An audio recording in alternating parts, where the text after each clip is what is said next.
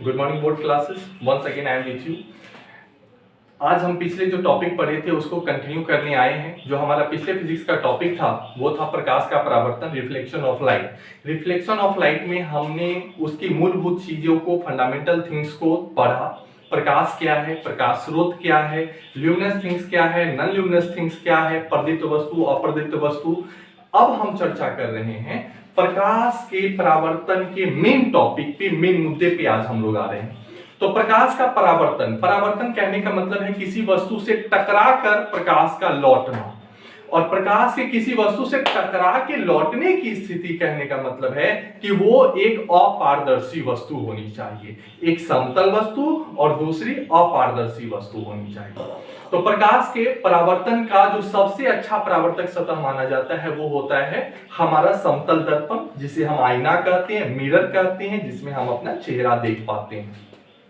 ये जो समतल दर्पण बना होता है ना, एक सिंपल साधारण कांच का टुकड़ा होता है जिसके पीछे सिल्वर की परत की जाती है, चांदी से उसके सतह को रजतीत किया जाता है और उसके पीछे एक गहरी पेंट कर दी जाती है ताकि प्रकाश की किरण आर पार न जा सके।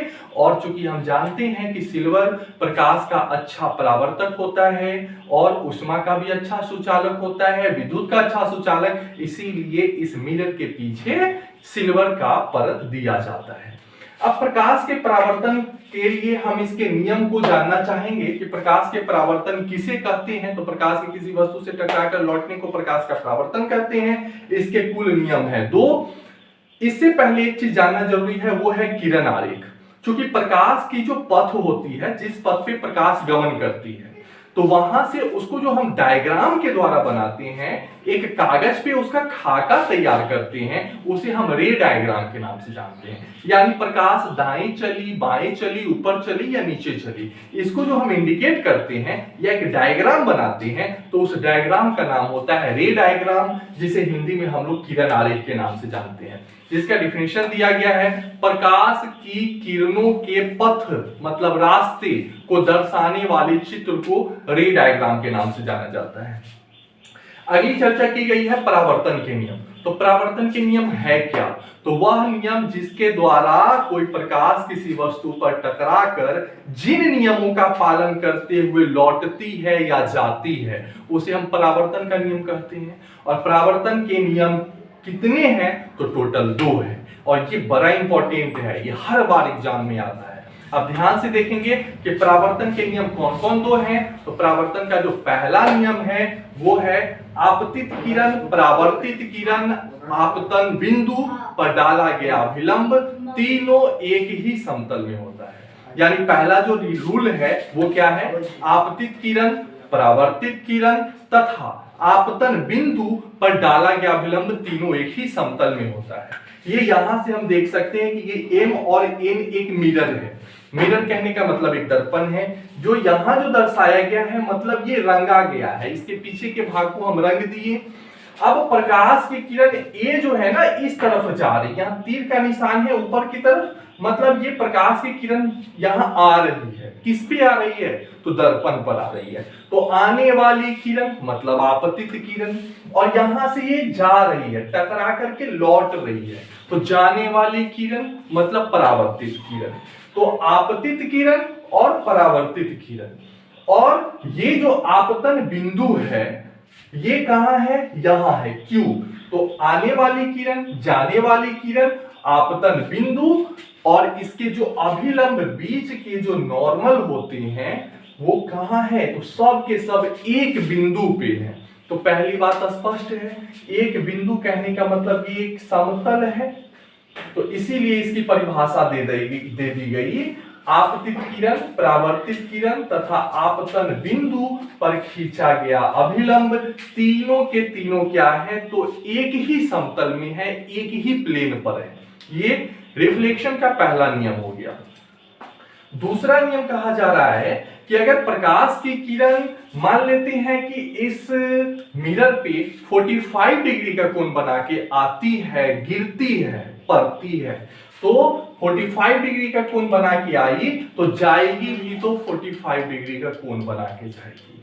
कहने का मतलब हुआ कि परावर्तन के नियम के अनुसार इसका जो दूसरा नियम कहता है कि आपतित किरण, it means incident ray is equal to reflected ray, मतलब परावर्तित किरण।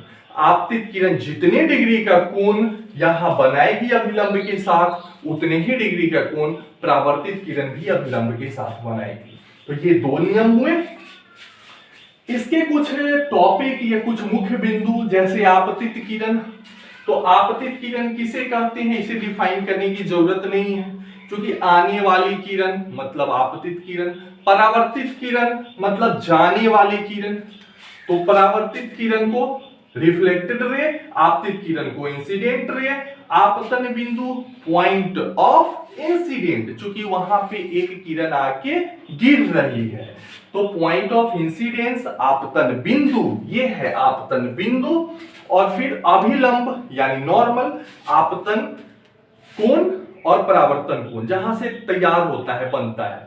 कहने का मतलब है आपतित किरण, आने वाली किरण और जाने वाली किरण, इस दोनों के बीच का जो भाग होता है ना, उसी बीच के भाग को अभिलंब कहते हैं। तो ये वाला भाग हो गया अभिलंब, जिसे हम नॉर्मल के नाम से जानते हैं। और इस दोनों के बीच जो कोण बनेगा वो आपतन कोण, मतलब एंगल ऑफ इंसिडेंस। और यहां इस दोनों के बीच जो कोण बनेगा, ये वाला कोण जिसे आर से हमने इंडिकेट किया है, ये एंगल ऑफ रिफ्लेक्शन मतलब परावर्तन कोण। स्पष्ट है कि आपतन कोण क्या है, परावर्तन कोण क्या है। इसके बाद एक इसमें और यही दिया गया angle of incidence and angle of reflection. ये कुछ इसके मूलभूत तत्व है जो समझना पड़ता है कि है क्या, आने वाली जाने वाली किरण, अभिलंब, इससे ज्यादा इसमें कुछ है नहीं। अब जो यहां से अगली चर्चा की गई है, वो चर्चा की गई है समतल दर्पण। समतल दर्पण में हम लोग अभी पहले जान चुके हैं कि समतल दर्पण क्या है। तो वह एक जनरल मिरर है, जिसे हम लोग अधिकांशतः घरों में यूज करते हैं। अभी पढ़ लिए समतल दर्पण के बारे में। पीछे से सिल्वर्ड होता है, रचित होता है, और उसके पीछे पेंट की जाती है ताकि खरोच वगैरह ना आए। तो समतल दर्पण पर अगर कोई प्रकाश की किरण क्या हो रही है, सीधी पड़ रही है। यहां तो हम देख रहे हैं कि ये भी समतल दर्पण है, यहां प्रकाश की किरण तिरछी पड़ रही है। तो जितने डिग्री का एंगल बनाते हुए आएगी, उतने डिग्री का एंगल बनाते हुए जाएगी। मतलब angle of incidence is equal to angle of reflection, आपतन कोण बराबर परावर्तन कोण। लेकिन बात यही आ गई कि यहां से जो प्रकाश की किरण ऐसे आ रही है ना, वो ऐसे ना आके कैसे आए, तो यहां देखिए, ये है एक मिरर है, और इस मिरर पे प्रकाश की किरण यहां से सीधी गई, ये एरो का साइन ऊपर की तरफ, तो वापस क्या हुआ, वो उसी पथ पे वापस चली आई। मतलब आप कभी कभी क्या करें, आईना को लेके सामने ले और उस पे एक टॉर्च जलाए एकदम सीधा, तो वो कहीं नहीं जाएगा, उसमें से रिफ्लेक्ट होके वापस इसी टॉर्च में उसकी रोशनी जाएगी। लेकिन उसी आईना यहां है और इसे हम तिरछे यहां से जलाएं, तो यहां जलाएंगे तो प्रकाश ऐसे निकलेगी। तो बात वही सिंपल है कि अगर समतल दर्पण में प्रकाश की किरण हम सीधी डालते हैं तो वो वापस उसी दिशा में लौट जाती है। इसीलिए वहां एंगल ऑफ इंसिडेंस यानी आपतन कोण is equal to angle of reflection is equal to 0, यानी वहां कोई कोण ही नहीं बनता, कोई एंगल ही नहीं बनता। यानी आप कह सकते हैं समतल दर्पण पर सीधी पड़ने वाली प्रकाश की किरण कोई कोण नहीं बनाती है, तो उसका एंगल क्या होता है, तो उसका एंगल होता है 0 डिग्री। अब अगली चर्चा की जा रही है प्रतिबिंब के बारे में। प्रतिबिंब को हम लोग इमेज के नाम से जानते हैं। तो इमेज यानी किसी वस्तु पे अगर प्रकाश पड़ी, तो प्रकाश पड़ने के बाद वहां से जो उसकी छाया बन रही है, उसे हम क्या कहते हैं, इमेज कहते हैं, छाया कहते हैं। दूसरे सेंस में इसका जो डेफिनेशन दिया गया है, किसी बिंदु स्रोत से, कहीं से भी, चाहे वो बल्ब से हो या फिर सूर्य से हो, कहीं से भी किसी बिंदु स्रोत से आती प्रकाश की किरण किसी वस्तु पर पड़कर वहां अगर उसका क्या करती है, वास्तव में किसी बिंदु पर मिलती हुई प्रतीत हो रही है, तो वो वास्तविक प्रतिबिंब का निर्माण करती है, या आभास होता नजर आता है तो उसे आभासी प्रतिबिंब या काल्पनिक प्रतिबिंब के नाम से जानते हैं। इसका डेफिनेशन हम यहां लिख लिए हैं, किसी बिंदु स्रोत से आती प्रकाश की किरण दर्पण से परावर्तन के बाद, यानी सूर्य से आने वाली प्रकाश है और वो तो ये दर्पण से परावर्तित हुई। अब परावर्तित होने के बाद किसी बिंदु पे वास्तव में लग रहा है कि मैं देख रहा हूं कि हाँ ये मिल रहा है, तो वहां वास्तविक प्रतिबिंब। लग रहा है कि नहीं ये बड़ी दूर जाके कहीं मिलेगा, हम नहीं देख सकते, तो वो हो गया काल्पनिक। तो या तो वास्तव में जाकर के मिलती है किसी बिंदु पर, या उस बिंदु से लग रहा है कि आती हुई प्रतीत होती है, तो उसे उस बिंदु स्रोत का प्रतिबिंब के नाम से जानते हैं, उसे हम इमेज के नाम से जानते हैं।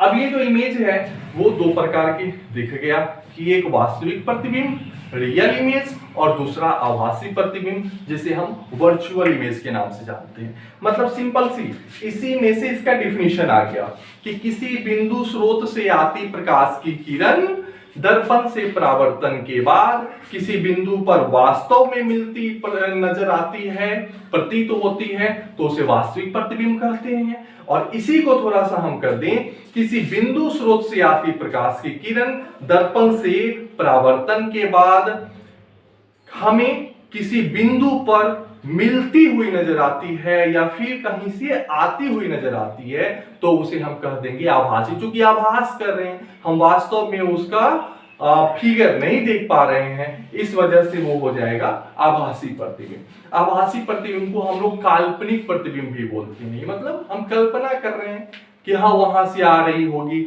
वहां पे वो मिल रही होगी, इसीलिए वो हो गया आभासी प्रतिबिंब। अब जो अगली चर्चा है वो है वास्तविक प्रतिबिंब की विशेषता। तो वास्तविक प्रतिबिंब की दो विशेषता एकदम गांठ बांध के याद भी कर लेना है और इसे नोट डाउन और हेडिंग भी दे देना है। ये एग्जाम में 100% संभावना है, 99.99% लगभग में कि आएगा ही। तो वास्तविक प्रतिबिंब की जो पहली विशेषता है ये क्या होता है, तो वास्तविक प्रतिबिंब वस्तु की अपेक्षा हमेशा उल्टा बनता है।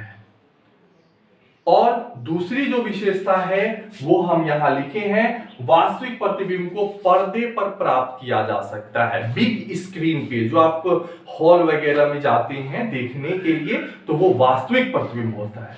हमारी जो मानव नेत्र है ना, आंख भी है ना, यह भी क्या करती है, तो यह भी वास्तविक प्रतिबिंब बनाती है। कहिएगा सर वास्तविक है तो हम सीधा कैसे किसी आदमी को देख रहे हैं, हम आपको सीधा कैसे देख पा रहे हैं, आप हमें उल्टा दिखते हैं। तो आपके जो आंख की रेटिना है उस पे उस वस्तु का प्रतिबिंब उल्टा बनता है, लेकिन मानव मस्तिष्क उसे सीधा बनाने की चेष्टा करता है और हम उस वस्तु को सीधा देख पाते हैं।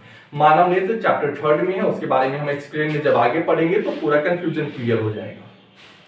तो वो वास्तविक प्रतिबिंब की दो विशेषताएं याद रखनी है। पहली विशेषता ये है कि वास्तविक प्रतिबिंब को पर्दे पर प्राप्त किया जा सकता है, बिग स्क्रीन पे रखा जा सकता है। और दूसरी विशेषता ये है कि वास्तविक प्रतिबिंब वस्तु की अपेक्षा हमेशा उल्टा बनता है।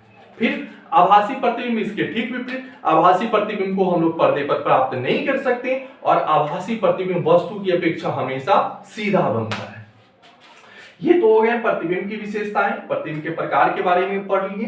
अब हम चर्चा कर रहे हैं समतल दर्पण द्वारा बने प्रतिबिंब की विशेषता। जो समतल दर्पण हम लोग घर में देख रहे हैं, तो ये जो समतल दर्पण है वो प्रैक्टिकली देखने समझने की चीज है, जो कि आपके घर में है।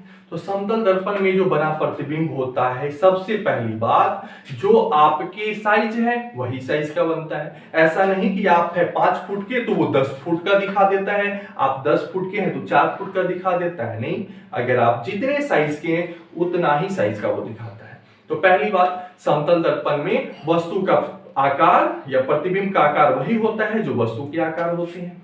दूसरा, समतल दर्पण में आभासी प्रतिबिंब बनता है। आभासी कहने का मतलब है क्योंकि हम तो आगे की तरफ देख रहे हैं, वो हमें इस तरफ मुड़ के देख रहा है, आभासी प्रतिबिंब। दूसरा चीज, ये जो प्रतिबिंब होता है सीधा, ऐसा नहीं कि हम यहां ऐसे खड़े, मेरा सर ऊपर की तरफ है तो दर्पण में हमारा सर नीचे पैर ऊपर होता है, तो मतलब हो गया कि वो सीधा प्रतिबिंब दर्शाता है।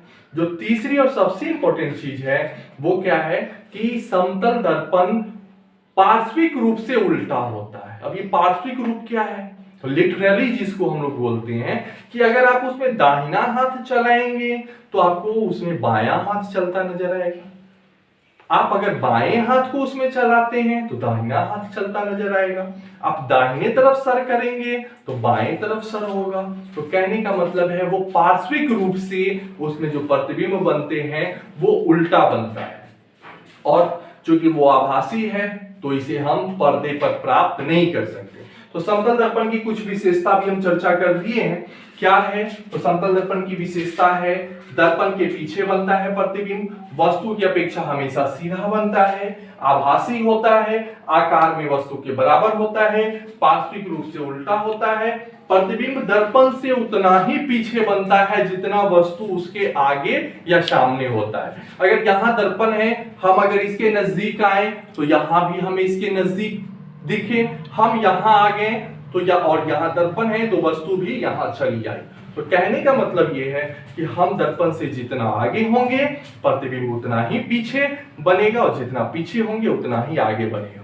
तो ये प्रकाश के परावर्तन के कुछ हम लोगों ने नियम पढ़ा, समतल दर्पण की चीज के बारे में पढ़े। अब यहाँ से हम लोग इसके जो कुछ कैरेक्टर हैं, गुण हैं, कैसे कैसे प्रकाश कहाँ पड़ती है, वो नॉर्मल पे पड़ेगी क्या होगा, फिर फोकस पे पड़ेगी तो क्या होगा, सेंट्रल पे पड़ेगी तो क्या होगा, तो इस सारी चीज के बारे में हम लोग अगले क्लास में पढ़ेंगे।